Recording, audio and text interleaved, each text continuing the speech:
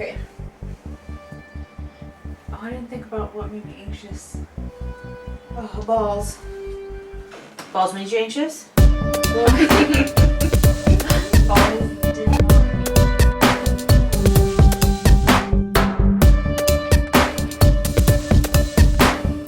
Hello. Hey guys, welcome. I'm Abby. And I'm Shauna. And this is Anxious, And Afraid. the podcast where we tell stories at each other that make each other anxious or afraid. Correct, Abby. That is the definition of our show. And we talk about all kinds of things.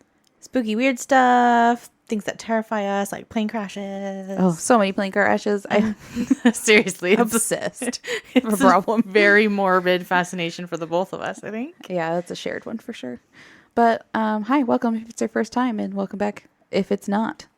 We are back too. Second episode since our big break. Yep.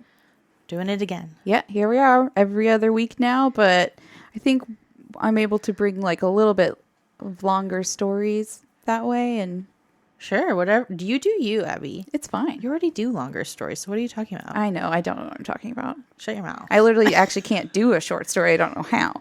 I know. I also can't cook for 2 people. I cook for 6. I don't know how. Oh, I'm sorry. I'll eat some of your food. Yeah, I can't downsize. That's a problem. Okay. Anyways, even though our intro maybe gave you an idea of what made us anxious or afraid, but yeah, Abby, is there anything other than balls? Balls made me anxious or afraid. Yeah. Well, quickly approaching is my 31st birthday. It is. It's coming real soon. It's happening. It's coming at me, and I can't stop it.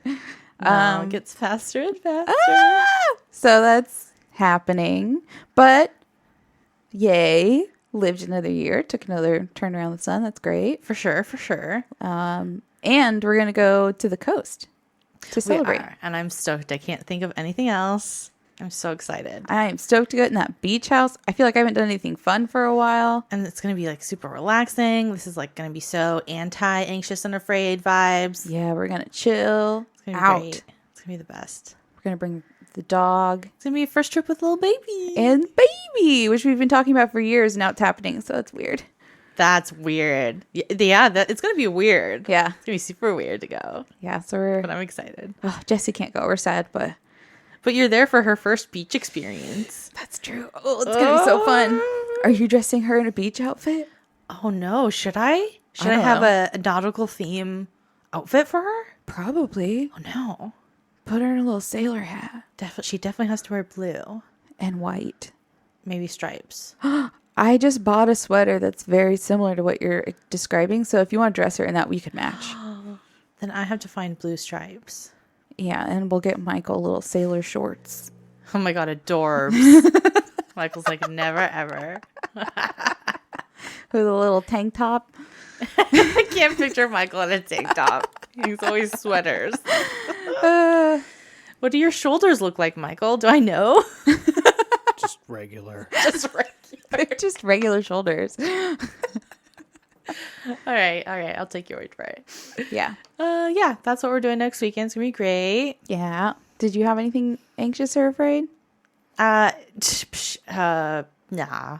Mom life. I mean, yeah. Every little new noise that she makes, we're like, should we freak out over that? Or is that something exciting? Like, we don't know if...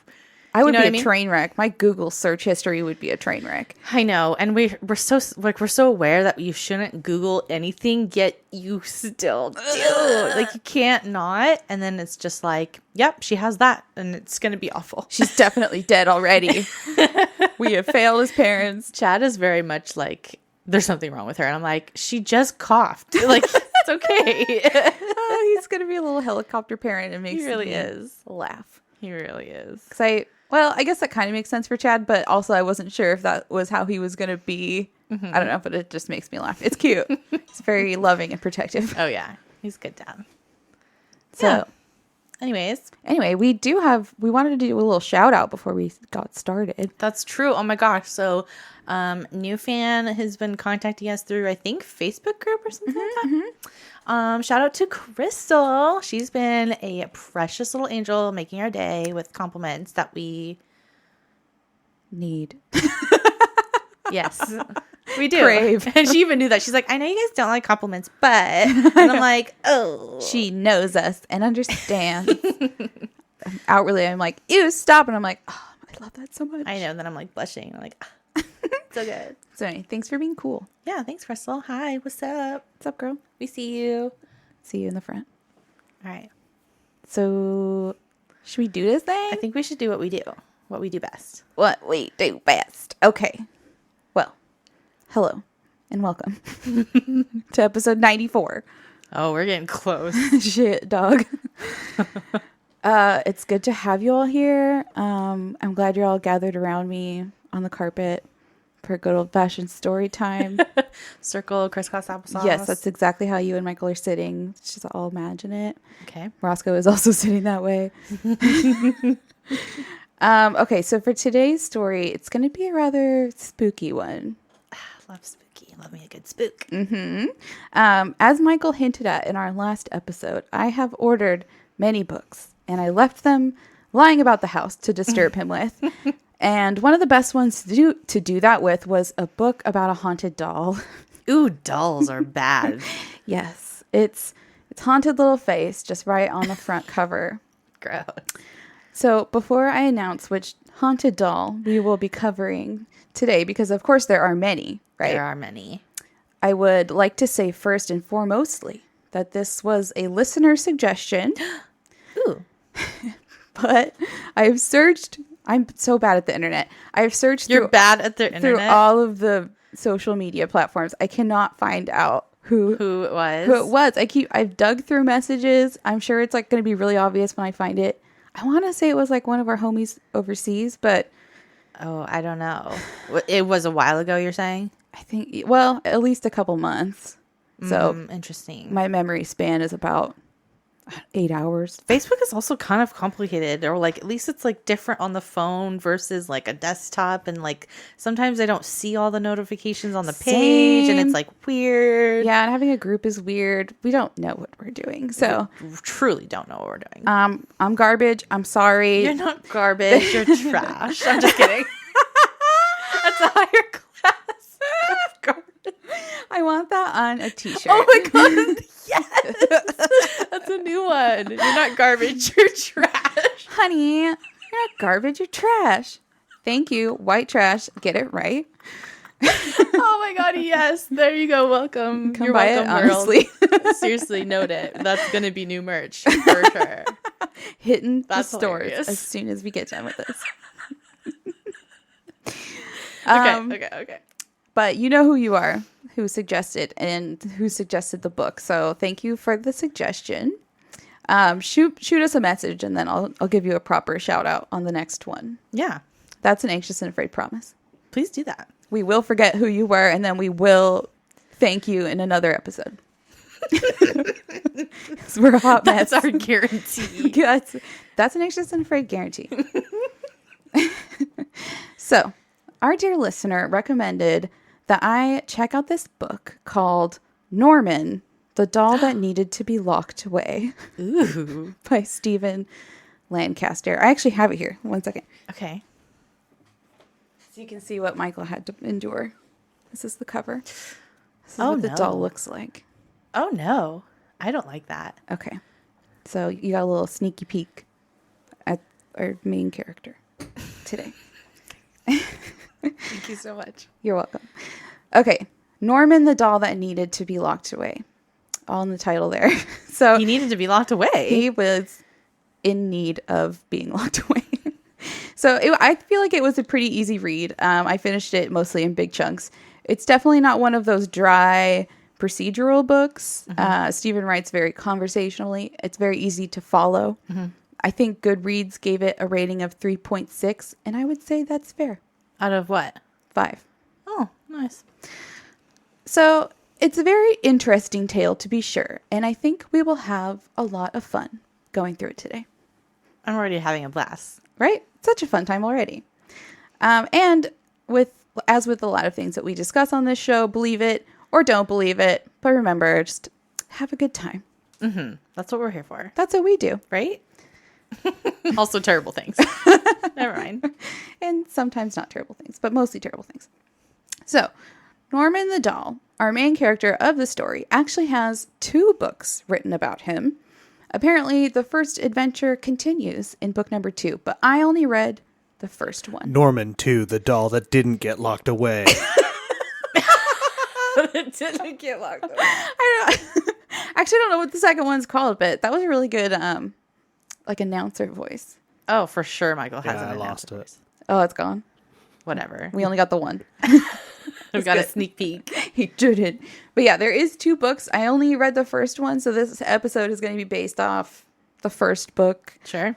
But if you're hungry for more Norman, you can check out that second book. It's everywhere online. I didn't look up what it's called. Michael, do you want to look up what it's called? I could do that. You've got free Put him to fingers. work. Yeah. Earn the money we don't pay you. So I bought the first one used on Amazon for pretty cheap, and it says the name Carolyn on the inside. So thank you, Carolyn, for your book. Isn't it kind of weird to own a pre-used book when they write their name in it? I don't know. It's weird. Yeah, because then it like has history and it's like weird. Yeah, it's personalized. It's Norman 2, the true story of a possessed doll's revenge. Revenge. Love a good doll revenge. So maybe he did get locked up and then he got out. I don't know. Sounds like he was pissed off either way. Okay, so the author of the book, Stephen Lancaster, is a pretty interesting guy. He's from North Carolina, and he sounds a lot like our friend Jason, who did the JFK episodes, Julie's husband. They have the kind of like very similar way of talking. I listened to an interview on a podcast called Hillbilly Horror Stories. He does an interview there, which is pretty interesting if you want to check that out. He talks more about his story, like about the whole Norman story. He also talks more about paranormal cases because he's been investigating for like over 20 years now. So Cool. got all kinds of stories. But Stephen had been deeply entrenched in the paranormal since the late 90s. On his website, which is authorstephenlancaster.com, he describes himself as an author and I want to say this right. Is it phenomenologist?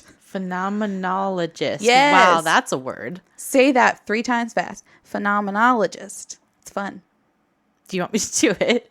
I mean, Please don't let me. you said the first one pretty good, actually. I was impressed. Thank you. That's rare for me. I had to look at it and like really look at it to be able to say it. And you just said it on your own. Oh, the talents I have. I know. So, according to his website, since 1997, Stephen has been conducting paranormal research and has worked on jobs for politicians, military facilities, the Board of Education, museums, commercial locations, businesses, television, and civilian properties. Dang. Yeah. His research is recognized by the U.S. government, apparently. Oh, that's huge. It's pretty big for That's like a big deal. for like a ghost hunter. It's like validation. It's like huge validation. Are you kidding me? That's crazy. So he's published several books on his experiences and has also been featured on NBC Universal's shocking, scary paranormal videos and A&E's biographies My Ghost Story and Travel Channel's A Haunting twice. He's been on A Haunting twice. So he's not without his credentials. I'll give him that. Mm-hmm. Apparently, his dad was like a rocket scientist who worked for the government, which is how he got those government jobs or contacts. That's cool. Yeah. Can you imagine your dad being a rocket scientist and then you have to be like, Pretty intense. I want to be a ghost hunter. Hey, science dad, who's probably brilliant into science. I want to be a paranormal investigator. But it sounds like his dad like supported his dreams because he got him like What a these good government dad. contacts. He's like, yeah, I got you. Follow those dreams, son. Aw.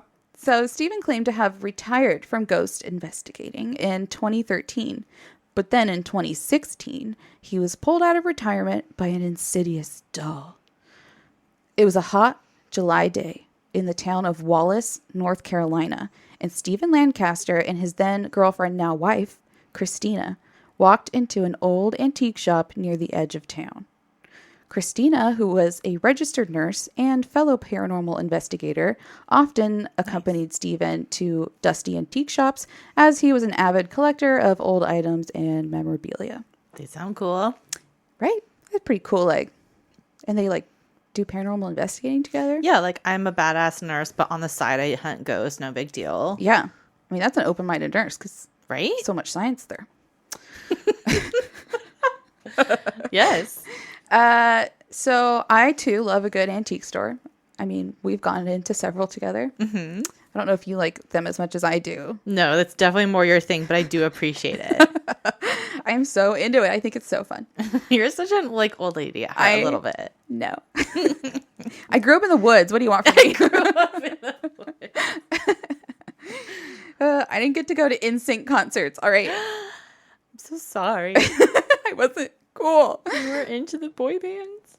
I mean, it built character. Look how cool I am now. So cool. So cool. Look how cool I am now. So cool.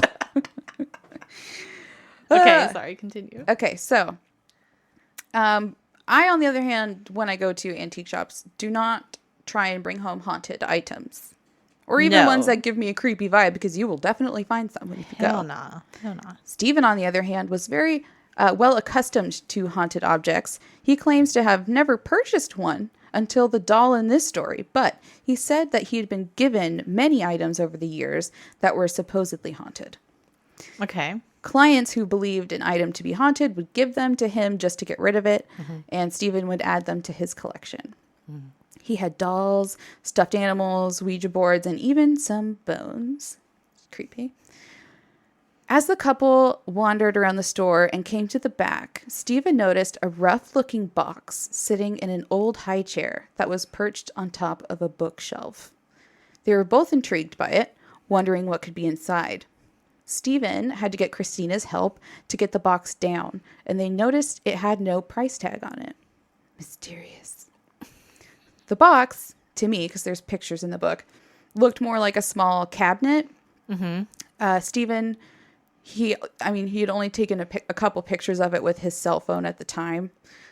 So this was in 2016? Yeah, not even that long This ago. is a recent haunted doll. Yeah. Whoa. I mean, yeah, the book was not written that long ago. It's pretty wild. Okay. All right. So he said he took a picture of it with like an old cell phone. I'm like, it's like 2016 though. Like they weren't that terrible. Although the picture, I guess, wasn't that bad. But so the cabinet had like this wooden fleur-de-lis symbol on it.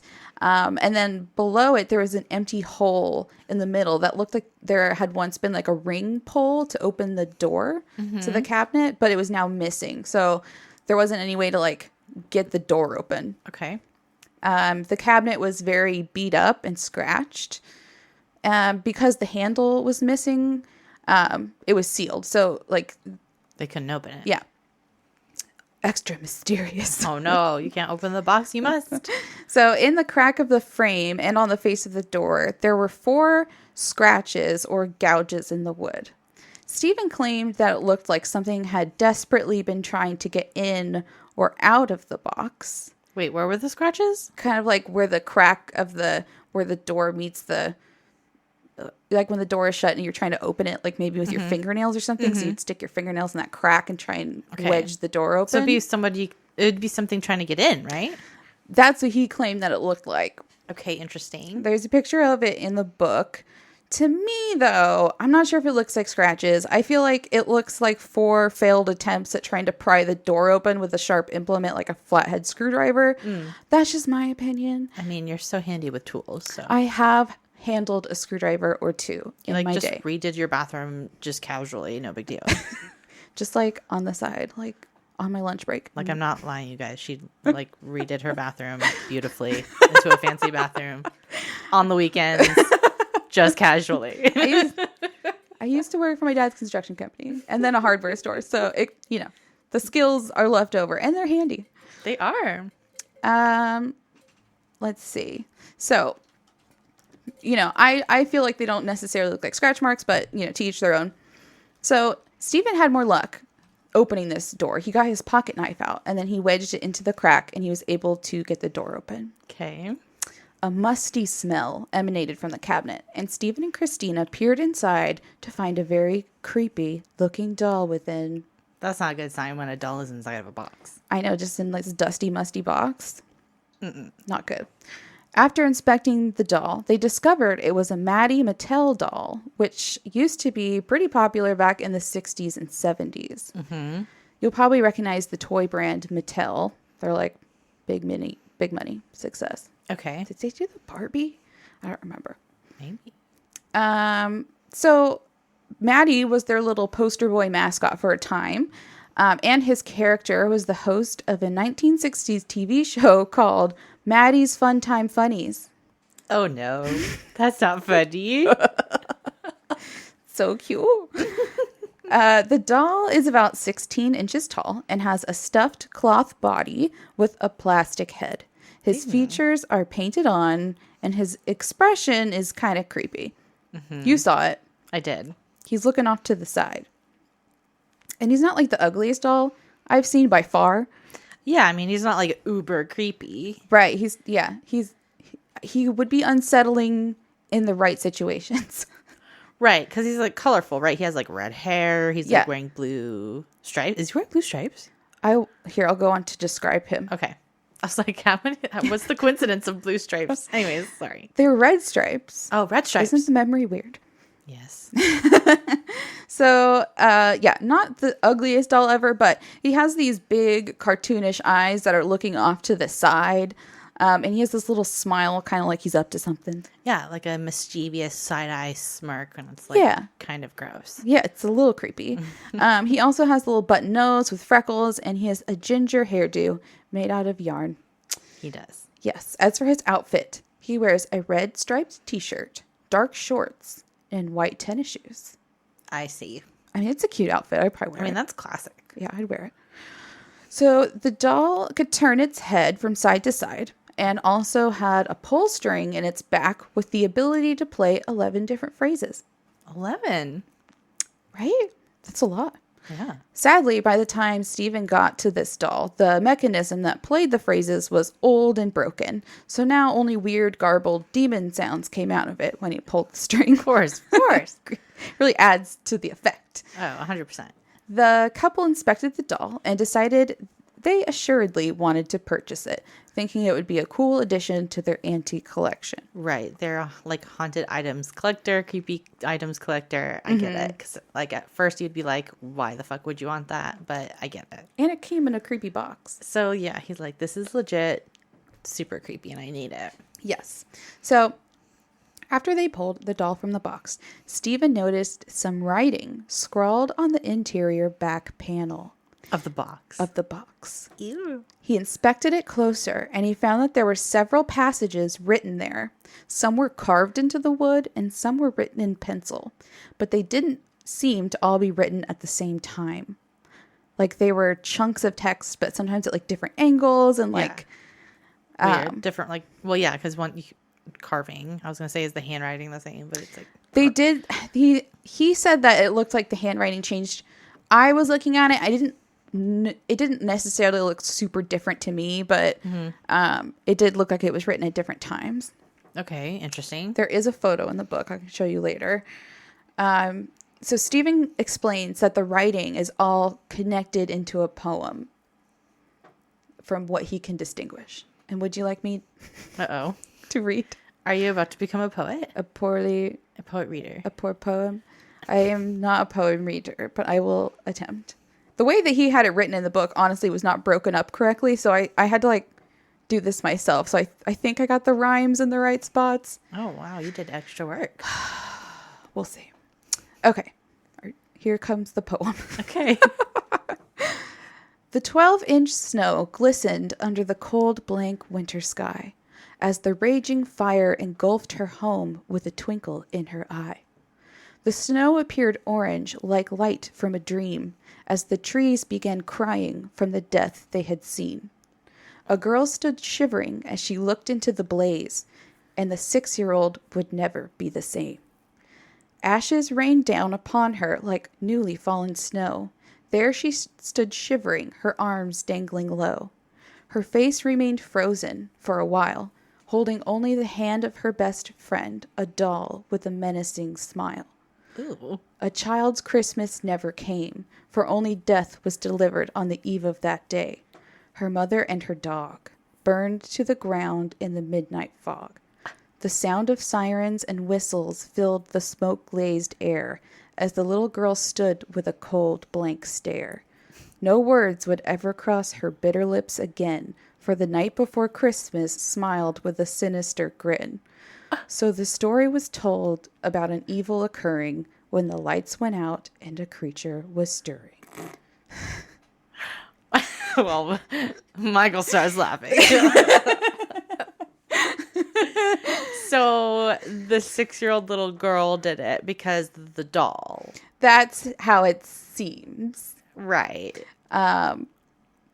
Yeah. What a fun poem that I know. was. It's creepy. It's not winning any poetry competitions, I don't think, but it's definitely spooky. Took me for a ride. If I read that, if I found a box that just had random chunks of this poem scrawled, I'd probably be pretty freaked out. Yeah, with that kind of poem.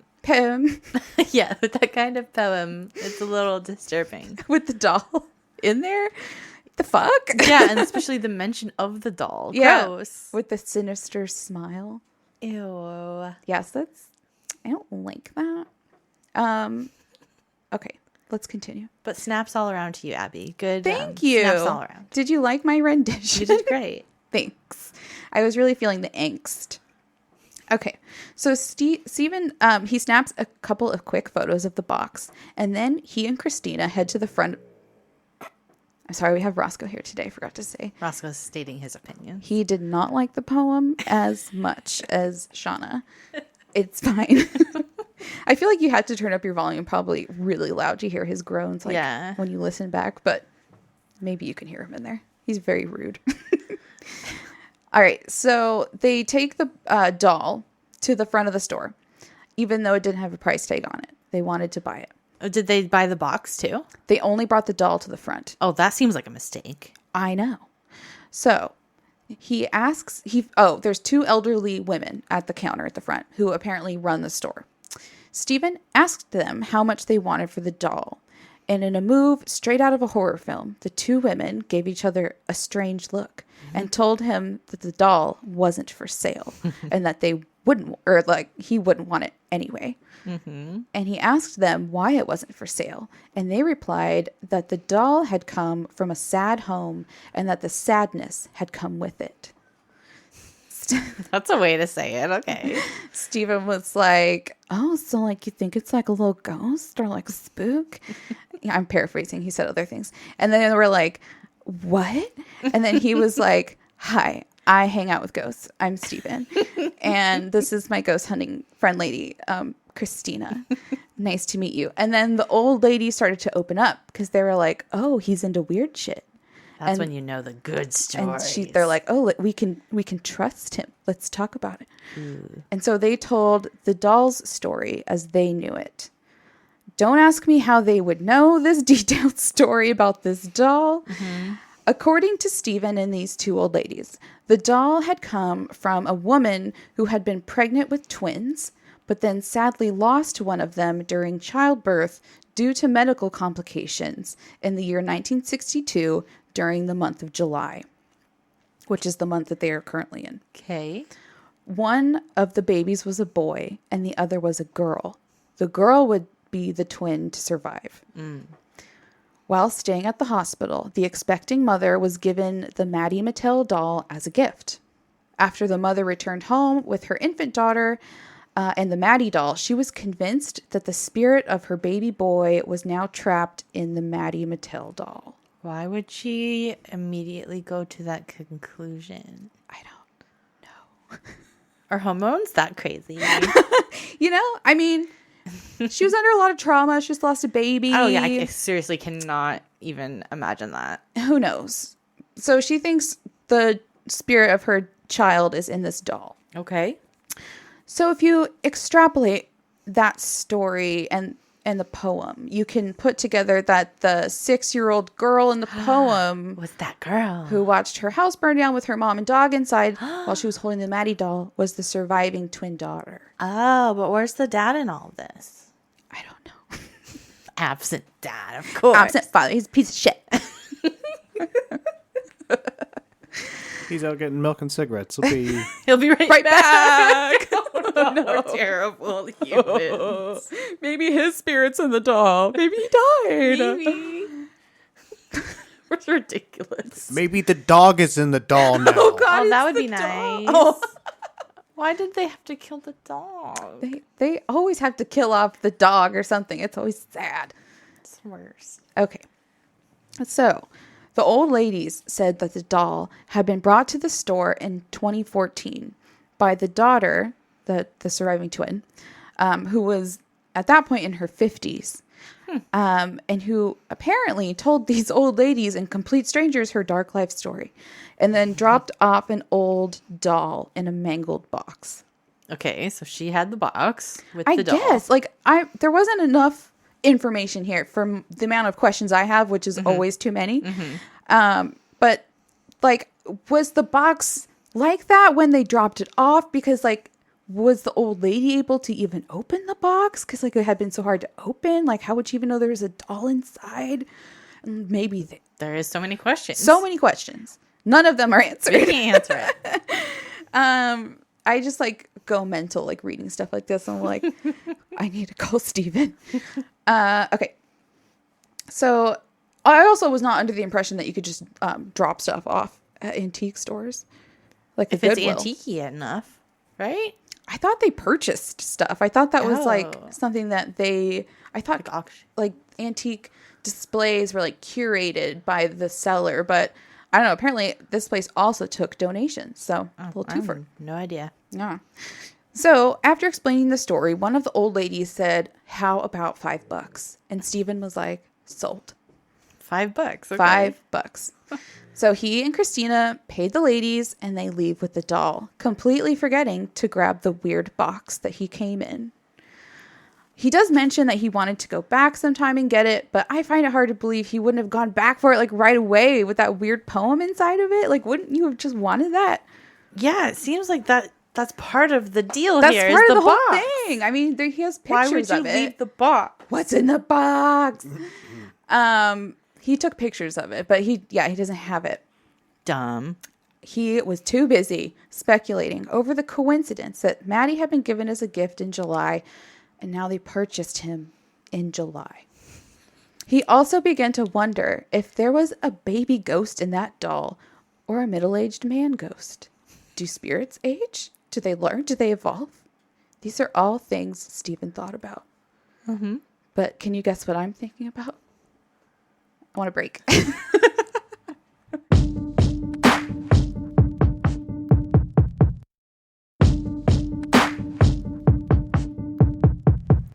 Hi. Hi. Welcome back. Refreshed. Hope you enjoyed that break. All right. So when Stephen and Christina got the doll home, they brought it into their master bedroom to examine it. So intimate. Yes. A lot of the action in this story happens in that room, since that is also where Stephen's computer is and where he spends most of his time. Right away, they noticed their big dog named Tank wanted nothing to do with the doll.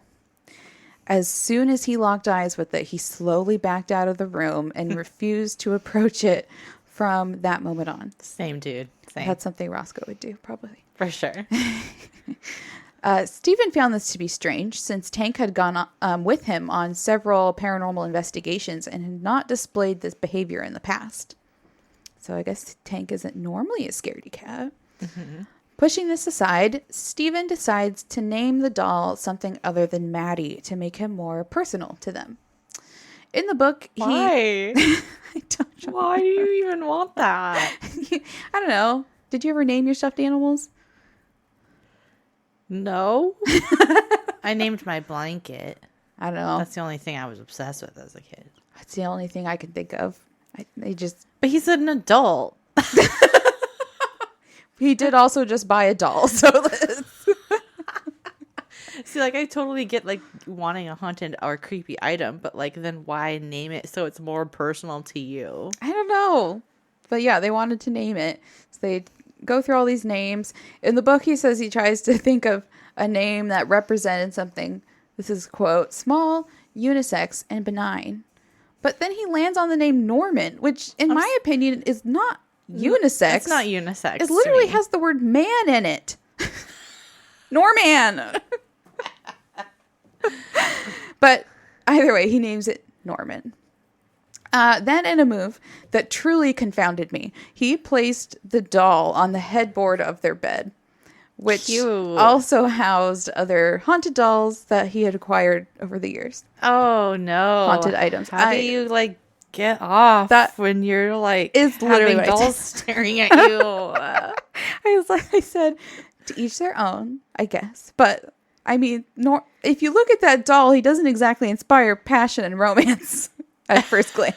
He doesn't look sexy to me. No, if I locked eyes with that doll during sex, I would Lose it. lose it completely. I would be done. Like You'd have to have your eyes closed the whole time. completely dry now.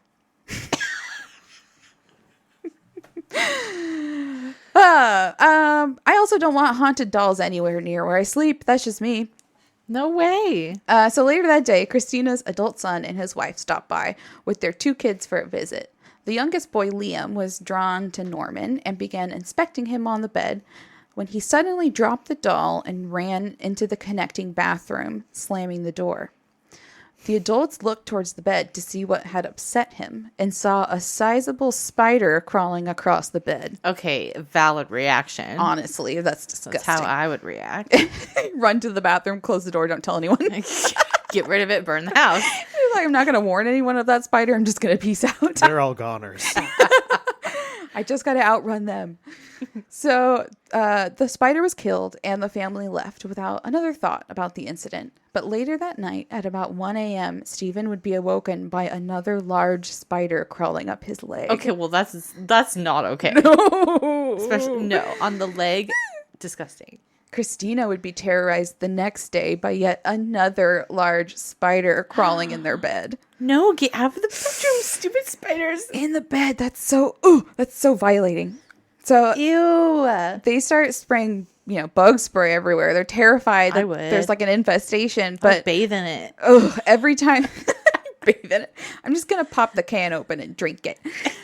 So they would tear the room apart looking for a spider nest or like where they're coming from, but they could never find anything. From the doll? They're coming out of the doll? Oh, I don't know about out of him. Is the doll made out of spiders? Because that's a real... I don't like that thought. That's a real nightmare situation. The picture in my head is nightmare fuel. Thank you for that. You're welcome. So yeah, they did the bug spray. They were terrified of an infestation, but they could never find anything. That is until the rats showed up. Cool, just add some rats. Yes. So they had never experienced anything like this before. Vermin weren't usually like an issue for them. They had multiple dogs. They had like 4 outside cats. So they'd have to get past quite a few animals to even see a rat. But now they're seeing rats all over their house. Gross. Usually just a couple at a time, but enough to freak anyone out. They're in the kitchen. They're in the bathrooms. They're in the closets. Yeah, they can be big. Yeah. So they heard squeaking in the walls, and he like literally tore the wall open and found like a whole infestation back in there. Of rats? Yeah. This all happened within 24 hours. Fun. When Christina was finally tired enough to entertain sleeping, because I don't know how you would sleep in that house, she pulled back the covers of their bed to find a coiled, hissing snake on the sheets. No. This is ridiculous. That's like... There's too many things happening here with animals and things. A snake? Especially in the bedroom of all places. It isn't like the South, so, they got creepy crawlies out there. For sure. But a snake. But you got spiders, rats, and snakes. All in like 24 hours. They're all just hanging out. What kind of biblical event is happening in your house? Ew. Done to earn the wrath of God. So, unsurprisingly, they didn't sleep much after removing the snake. The next day, an exterminator was called, but the man said he couldn't find any infestations that would warrant his services. Okay, well, somebody's lying. So you didn't see the rats, or... Okay. Mysterious. But Stephen and Christina weren't happy with the determination, and they got a cat who would live on the inside of the house with them and hunt all the vermin. And they named her Little Fuck. Aw, I don't like that. Stupid. But Little Fuck would do little to dissuade the random door knocks that began happening at all hours of the day and night. knocks, pretty standard ghost stuff. Each time the knocking would happen, all the dogs would go ballistic. But I think they had like 3 or 4 dogs, so that would be a lot. But there was never anyone at the door. Stephen even called the cops to report harassment after the 6th time, but nothing ever came of it. It was very late in the evening when the knocking happened again, but this time Stephen saw the culprit. An older, sickly-looking blonde woman was just standing on their porch, banging on the door. Ew. He yelled through the door, asking who she was and what she wanted, but she just slowly walked away and disappeared into the neighboring woods. That's creepy. It's the woods? I don't like it. No. So they decided to buy a surveillance system. And they didn't stop there. Stephen decided that he was back in the game, and he purchased all new paranormal detection equipment. All of it. He bought all of it. How long can you speak that way? What? Wait. So Okay. they put a camera on the front porch. They put one in the living room. They put one in the kitchen. And they put one in the master bedroom. It wouldn't take long for the cameras to start catching some spooky shit. Sure. More than once, the surveillance recorded doors opening all on their own. And when the knocking continued, the outside camera never actually saw anyone doing the knocking, which is gross. I only heard it at the front door. Yeah. Interesting. But the activity in the house escalated one day while Stephen was at home in the morning, minding his own business, when all the dogs started growling at something in the front yard through the window. Stephen didn't want to miss any of the action, and he grabbed his video camera to start recording whatever the dogs were so upset at. He trained his camera on the view through the front window, but didn't see anything out of the ordinary. It was at that moment that Stephen heard the sound of children laughing, though he could see no children outside. And then he heard the distinctive sound of a young boy laughing, and the sound was coming from his bedroom. I don't like the sound of children laughing. In a creepy way. Yeah, you'd think it'd be like so cute, so happy, so pleasant, but cute. it's like, no, that's fucking creepy. Oh, it's coming from my room? I don't have any kids here. But before he could investigate, Stephen heard the sounds of sirens in the distance, getting closer to his house. He would find out later that someone, or at the time that he heard children laughing, someone had been murdered on his street. So, I guess they were laughing at it? Laughing at the murder. The children thought it was funny? No. The ghost children thought it was funny. Ghost children. Those pesky ghost kids. They're like, oh, you made it to the other side. Silly you. You weren't planning on it. Welcome, bro. He doesn't explain anything else about the murder. He just says somebody got murdered on his street. So Well, I'd much rather be into that. sorry. Tell me about it. No, so he hears that there had been a murder, and apparently the kids are laughing at it in the afterlife. But there's still no kids around. No. Okay. Just the doll. So, got it. Okay. So the next creepy incident would happen while Stephen was sitting at his computer in the master bedroom when he heard the sound of something plastic falling in the adjoining bathroom to his right. He got up to inspect but found nothing amiss and sat back down.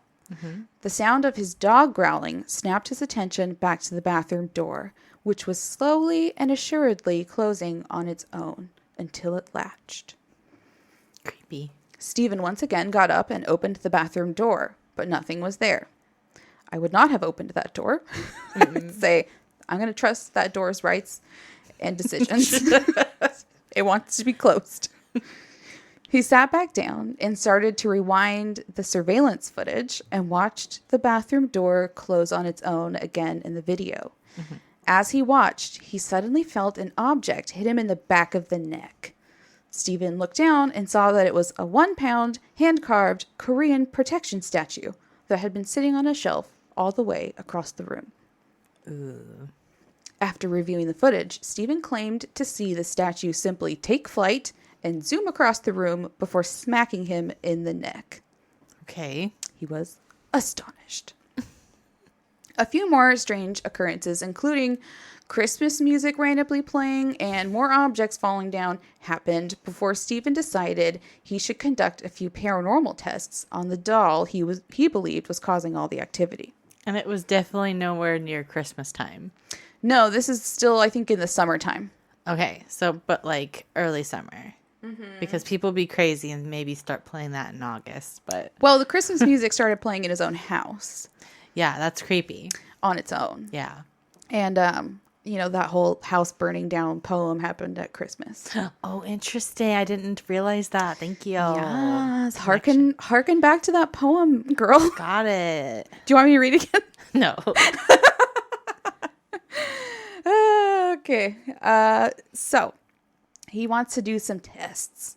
And these tests are conducted on the bed in his master bedroom, which to me doesn't seem very official, but hey, I'm not a paranormal investigator. So he does these 3 tests. One to test the ionic energy around the doll, one to measure the electromagnetic field around the doll, and one to test the doll's temperature and observe any significant changes. According to Stephen, who said he filmed all of this, I do think there is a video online, at least of the temperature test. Okay.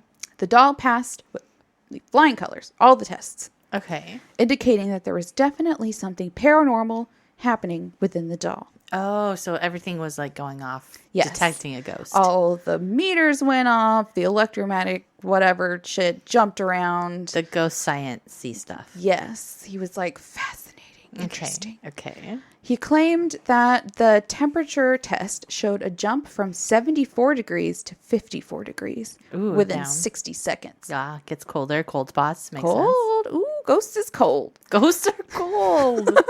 They're so cold. Now, it's after all these tests that Christina reveals to Stephen a story that he didn't know about her past. That kind of made the circumstances around the doll seem eerily similar to a story of her own. Christina had 5 kids before she met Stephen. She had 4 boys and a girl.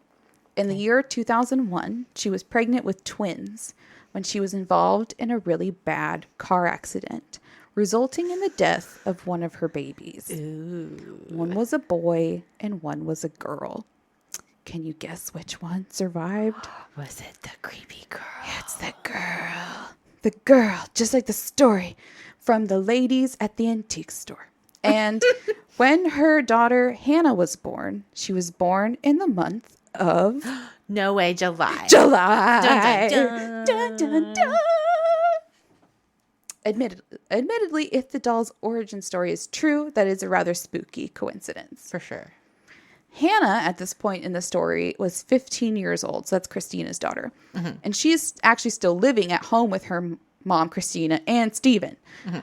So she was also periodically subjected to this weird doll situation, which as a teenager, I bet she was just thrilled with. Sure. The next strange occurrence with Norman, the doll, would happen when Stephen was home babysitting 2 of Christina's son's children, an 8-year-old named Liam and a 10-year-old girl named Lindsay. They referred to him as Grandpa Stephen. So the 3 of them are hanging out in the master bedroom with Stephen at the computer and the kids playing on their devices when Lindsay called out to Stephen that the doll had moved. He looked to where the doll had been placed moments before, which was at the top of the dresser, but it was no longer there. Norman now sat tucked comfortably into the pillows in the middle of the bed. I don't like that. Disturbingly, when Stephen went to check the footage, the video glitched right at the moment the doll would have moved. Of course. Of course. How convenient. 1 second, it was on top of the dresser, and the next it was on the bed. Then it happened again. Stephen got up to go to the bathroom, and the kids started yelling for him to come out. When he did, he saw that Norman was now sitting on his desk next to his computer. Oh no, it's going after his computer. Ooh. Well, this can all be easily checked, right? He's got cameras. So he rewinds back to just after the doll had appeared on the bed and was horrified by what he saw. He watched as the doll appeared to turn its head to the left in Stephen's direction, Ew. who had his back to the doll. Liam is lying on the bed and sees the doll's head moving, but only smiles as a reaction, not freaked out at all. No. Stephen then claims that the footage shows Norman tilting his head to look down, which should have been physically impossible for a doll that can only turn its head from side to side. Right. The doll then appeared to look at Liam, and Liam proceeded to sit cross-legged in front of the doll and stare at it as if in a trance for the next 10 minutes. Liam then broke away and started throwing random toys at the doll, sometimes smacking it. When Stephen asked Liam about, like, so Stephen they're watching this footage. He and Liam are watching this footage together after the fact. And Stephen asked Liam, what's going on? Why are you staring at this doll? And Liam says that he could hear the doll talking to him and it wanted to hurt someone. It's fantastic. So Stephen fast forwards to the part where he left to go to the bathroom. And once again, right when the doll supposedly moved, the video glitches. And the next frame, the doll is at the desk.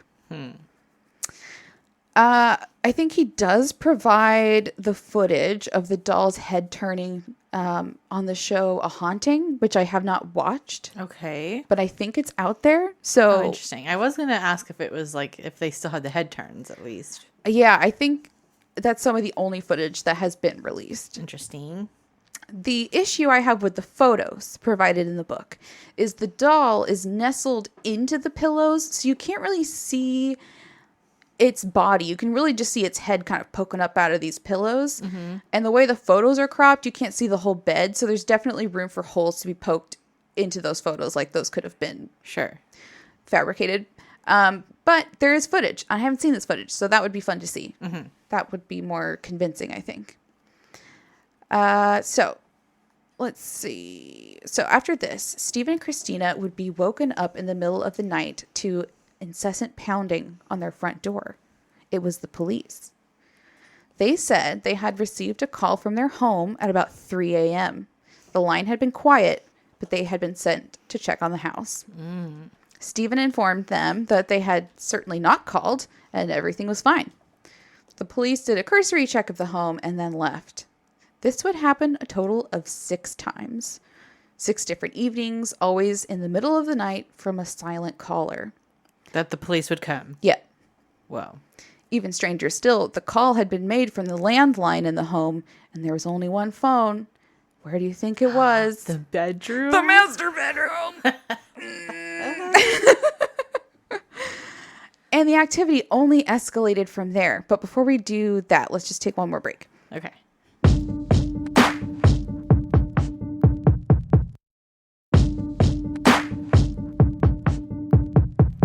Hey guys, What's up?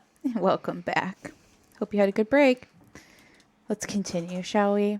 We shall. I don't like this next part, I'm just saying. Oh, okay. So during the month of September and on Stephen's birthday, he opened his front door in the morning to find his little kitty. No, don't follow that. No. Stop. He was dead on the front porch. No. I'm not going to go into detail because it's awful No. and it wasn't pretty. No. And there's claw marks on the porch. No. I know. I was like, I hate this. It's the worst. Anything with the animal death, I'm like, no thanks. I don't want it. So the family was devastated, obviously. And Stephen wanted to know how little fuck had gotten outside. Because she was How pure. the fuck did little fuck get out? The case of little fuck. She was a purely inside cat, so she, Okay. much like my cats, didn't know the outside world. So how did she get out there? He reviewed the footage from the night before and saw that at 3:30 in the morning, the front door unlocked and then slowly opened by itself. Gross. The cat walked out into the night and then the door closed. Now, my question is, what about the front porch camera? He says in the book that the angle of the camera is too high to see the floor of the porch, which to me seems odd for surveillance. But Yeah. I don't know. I would have thought he would have seen something, but he doesn't mention anything about the front porch cam, Okay. which would have been, right there. So I don't know. But he doesn't really mention that. But apparently there's nothing to be seen. So they bury the cat, and then the next day, its completely cleaned skull appears on their front porch in the Ew. middle of the day. Ew. I know. And they know it was their cat because the grave had been disturbed. Mm-hmm. But they couldn't explain how it was already So clean. Yeah. Ew. Which is so creepy. Which means like maybe something ate it and looked it clean. I don't know. Ew. I don't know. It's very strange. And again, nothing caught on camera. In an odd move, Stephen decided to keep the skull and add it to his collection. Okay. Not sure how I feel about that. We'll move on. So this was the last straw for Stephen and Christina. Things were getting out of hand, and Stephen decided to put the doll on eBay with a starting bid of $50. As you do. Yes, he created a whole write-up for Norman with photos and details on the paranormal tests he had conducted on the doll. He even put a little warning on the doll, which summed up to buy at your own risk, essentially. Stephen saw thousands of views and inquiries come in about the doll, but when the actual bidding started, not a single person bid. It didn't sell. This happened more than once, which he thought was really weird. He's like, all these people are interested in it, and then nobody bids on it. So finally, he reposts it again, and it finally seems to go through that, like, all of these people who were interested are actually bidding, and he sells it to a woman in Kentucky, but he didn't say for how much. So I don't know how much he sold it for. I'm guessing more than the $5 he bought it for. So she pays for it, and Stephen ships the doll off. But wouldn't you know it, there was all kinds of problems with the post office. And Norman kept getting sent back to Stephen, or his local post office. And after this happened several times, Stephen gave up and decided he was just going to have to keep Norman. What? It literally kept coming back to him. And what was the reasoning? There was always just errors. There was just like tracking errors or like... Annoying. Yeah, just clerical errors, and they just kept getting shipped back to him. Okay. And then he's like, well, I think I lost all credibility with this lady, and then he just ended up keeping it, and so he still has it. Did he take the money too? No, I think he did give her back her money. He said that he refunded her, and he felt bad about it, but he's like, well, I guess I have to keep it. So shortly after Norman arrived home, the activity picked right back up where it left off. But this time it started targeting poor Hannah. She would run screaming out of her bathroom one evening, still wet from the shower, claiming that she had seen a dark figure in her bathroom while she showered. No. When she quickly left the shower, she saw the words, "I know," written on the mirror in the condensation. I know. I know. Ew. I know. It's so weird. I know, right? I know.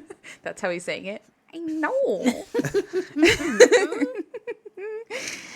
I don't really.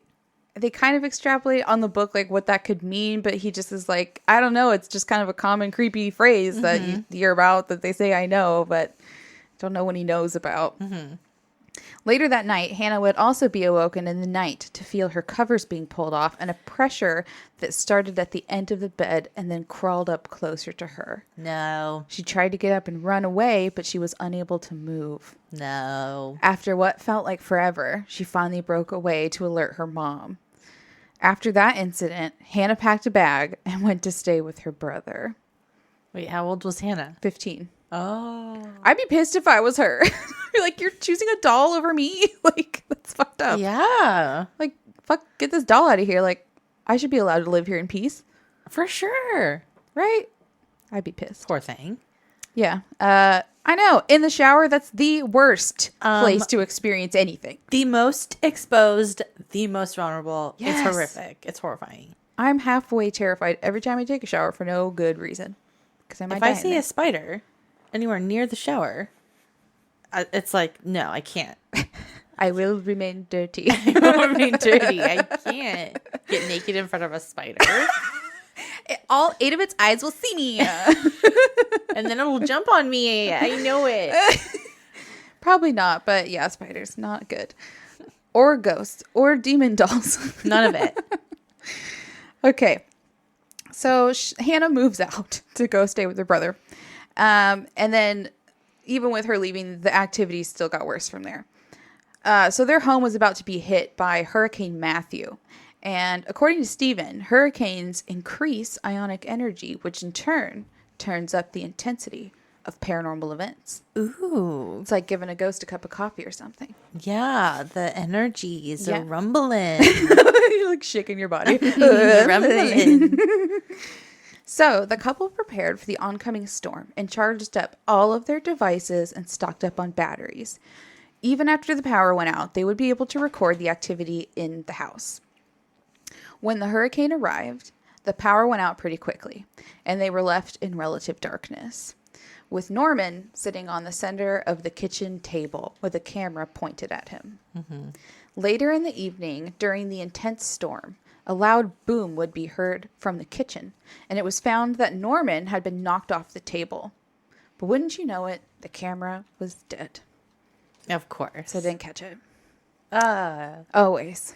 As the night continued, Stephen and Christina sat on the bed in the master bedroom with their cameras on and placed Norman nearby. Suddenly, Stephen heard someone breathe into his ear, and when he turned around to look, he saw a shadow figure in the mirror by the bed. It had 2 round eyes, and it was looking at him. No. Then in an instant, it vanished, and the bedroom door slammed shut. Stephen and Christina tried to collect themselves, but soon there was banging noises coming from the other side of the door, and the lights in the bedroom and bathroom started to flicker. Oh my gosh, terrifying. Which was extra weird since they had lost power. Oh, snap. And they said it was like only the lights in those 2 rooms and like nothing else was coming on. Huh. It was at that moment that Stephen claims the door ripped completely off its hinges and went flying into the next room. Whoa, that's intense. The bedroom door. Okay. I'm not going to lie. I did find the photo evidence to be a little suspect. And I can't show you guys these photos because they're in the book, obviously. But if you have your own copy or if you want to get your own copy, just like look at it and decide for yourselves. I would love to see what other people's thoughts are. But maybe I'm just looking at these pictures and they're great and big if true is all I'll say.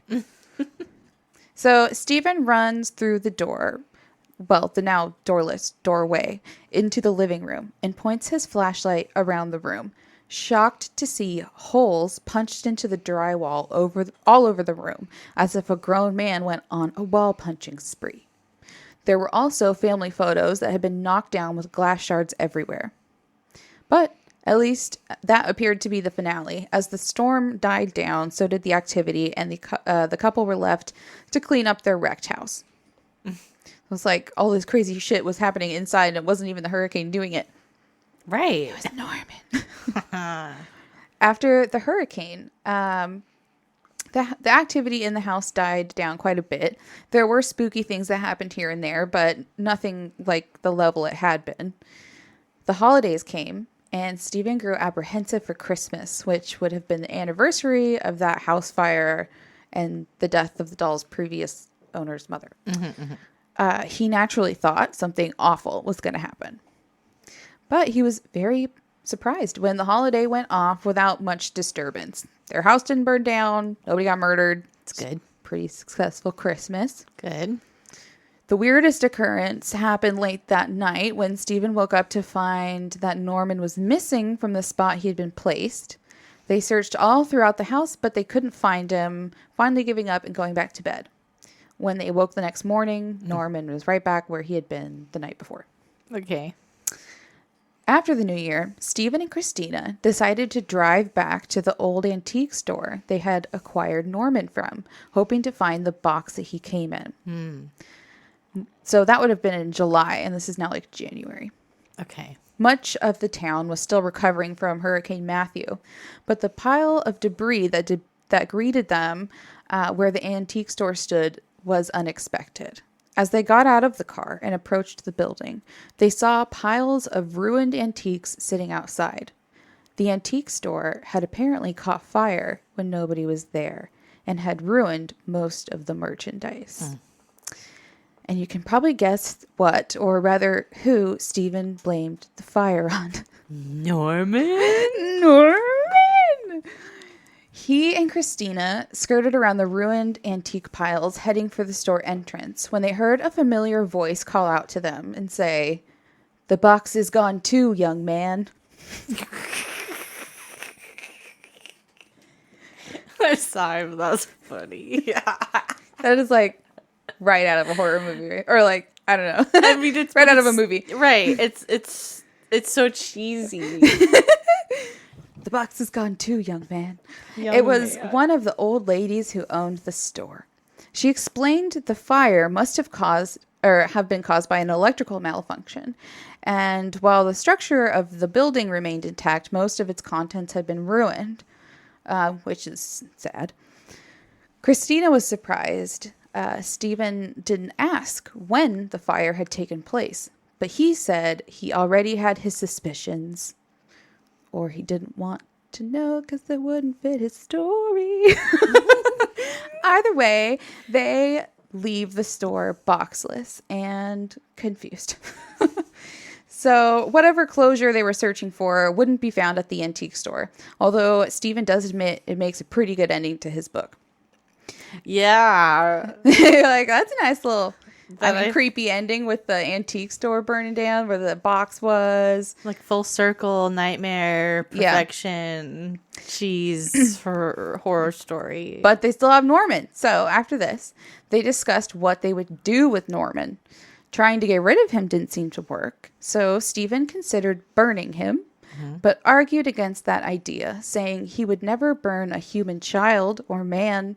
So why would he burn this doll with either the spirit of a baby or a crusty middle-aged man inside?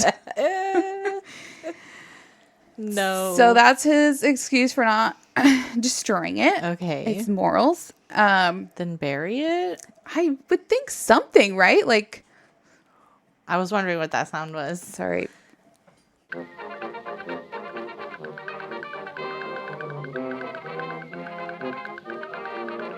Well, we all know how Roscoe is.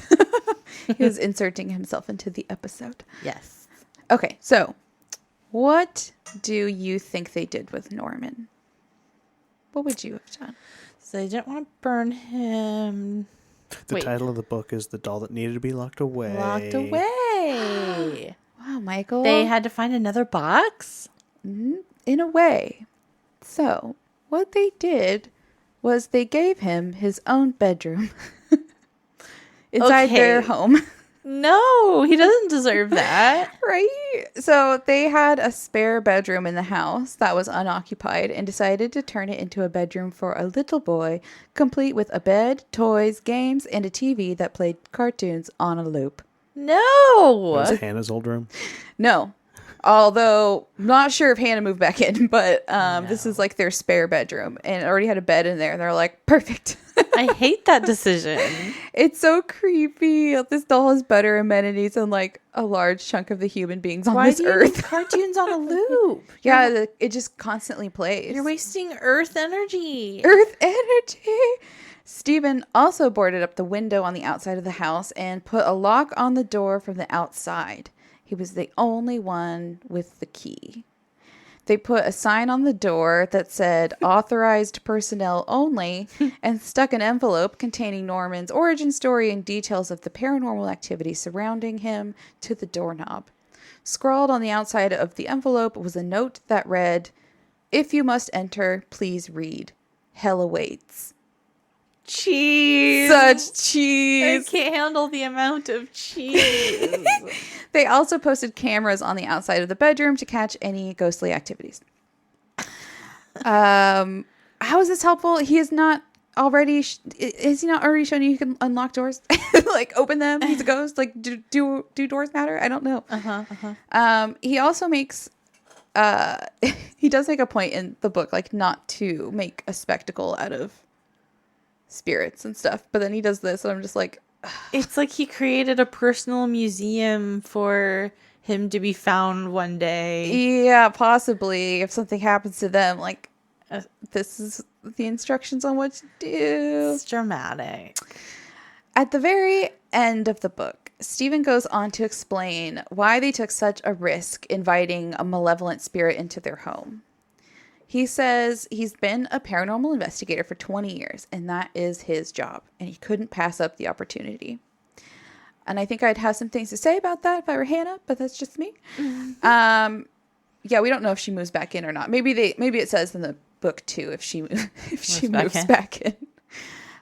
There isn't really mention of a lot of activity after locking the doll away, besides random knocks and sometimes a child's laughter coming from inside the room. No.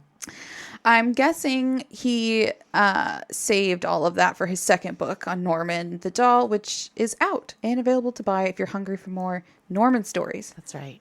Stephen also addresses the fact that most of the unbelievable Norman footage has not been released. Mm-hmm. There are photos in the book, but I mean, photos are easily faked, right? Sure. He explains that he can't release the footage while they are still living there because he doesn't want their home broadcasted to the entire world. I would argue he's already done that with all the photos he included in the book, but that's just my opinion. Stephen claims to have shown the footage to friends, family, and colleagues in the paranormal world, and they were all blown away. So people have seen the footage, and they're like, yeah, it's great, but he just won't release it to the general public. But, you know, until we're able to see this footage for ourselves, it's going to be hard for me, at least, to believe a lot of this story. I mean, this is extraordinary claim after extraordinary claim, and it needs to have extraordinary evidence. Yeah, I mean, you got to have some good ass proof to back up all of this stuff. And he does, like, he admits to that in his book. He's like, I know people aren't going to believe me. And yeah, I mean, I'm sure he's used to people not believing his story, but for sure. Yeah, it begs for the good evidence. I just need to see it. There's just a lot of smelly cheese. Smelly cheese. A lot of smelly cheese.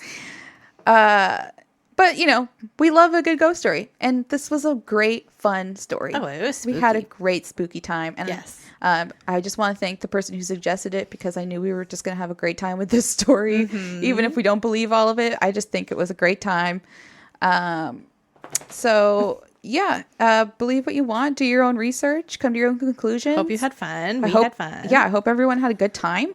And that's all I have for you on Norman the doll. Cool. Good job, Abby. Thank you. I mean, I'm right there with you. I mean, it's too much smelly cheese. That was my conclusion. I've just read a lot of books by now, like after the amount of episodes we've done on paranormal stuff. And I think I just like the ones that are so procedural and scientific that they're almost boring, even though the content is mind-blowing. Yeah. That's what I need. I need that hard scientific approach, I think, to believe. Because I'm very much a skeptic on, like, it takes a lot for me to, like, I don't even believe half the stuff I've experienced. Oh, for sure, yeah. So that's how I am. I get it. Yeah. Well. But, how about we do City of the Week? Let's do it.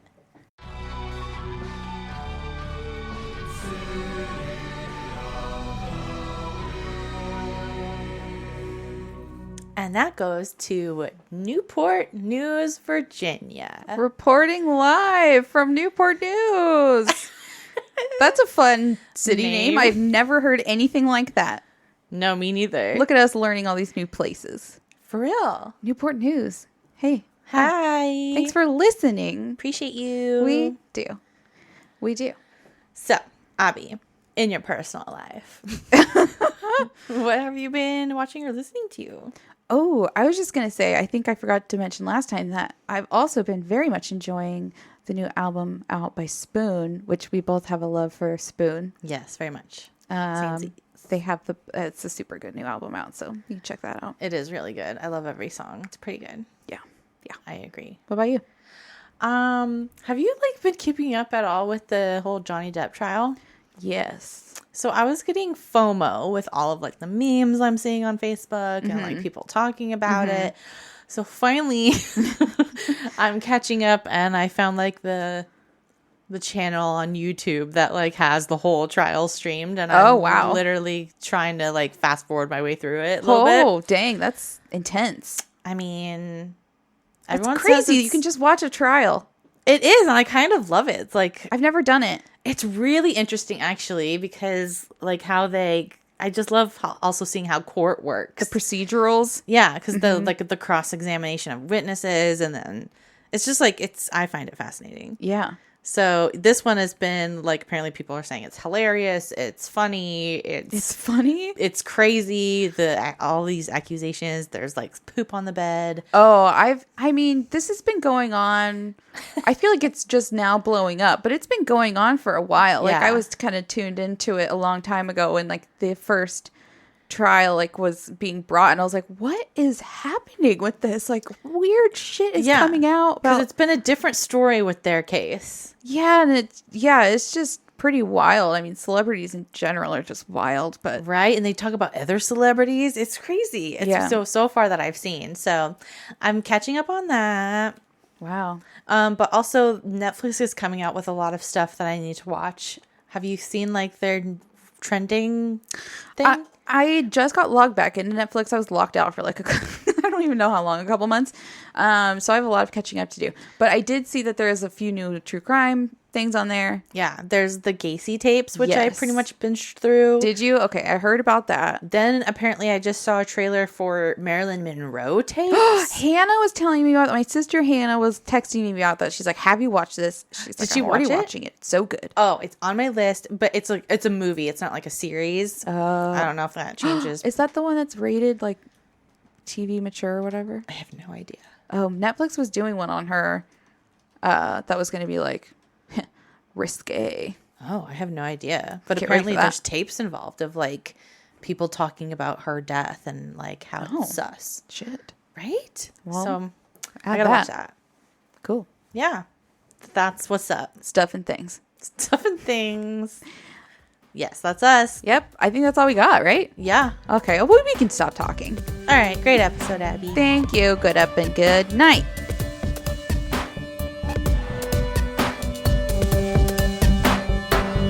All right, for my sources, I read the book Norman the Doll That Needed to Be Locked Away by Stephen Lancaster.